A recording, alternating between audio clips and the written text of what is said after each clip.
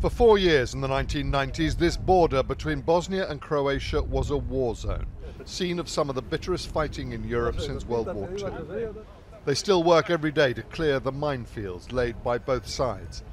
But there is suddenly a new urgency. Despite the dangers, the man leading Croatia's demining efforts showed me how these bleak, deserted Balkan mountainsides have become the new, most favoured route into Europe for thousands of migrants and refugees. Of course, you can hide in the minefields, he said, but you do risk your life. The Croatian authorities have produced a mobile phone app that tells you very accurately when you're anywhere near a minefield. You only have to take a few paces towards this one and you get this alert: stop, you're on the edge of a minefield area. Now, if you're a refugee trying to get across this border into the European Union, this tells you to be careful, there are mines, but it also tells you exactly the places where the police cannot go. But on the Bosnian side of the border, you can see the pressures that are driving migrants and refugees into these mountains, whatever the risks.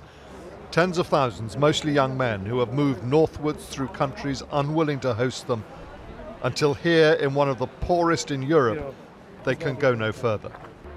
The Bosnians can provide one meal a day, but not shelter for everyone, and a Balkan winter is just weeks away.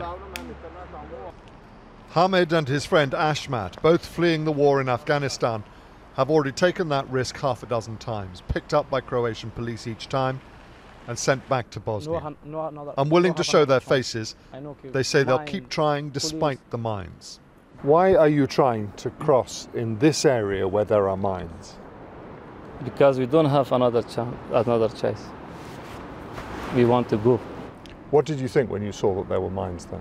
They have some mines pictures. They said you don't go from here. Problem, there's very danger.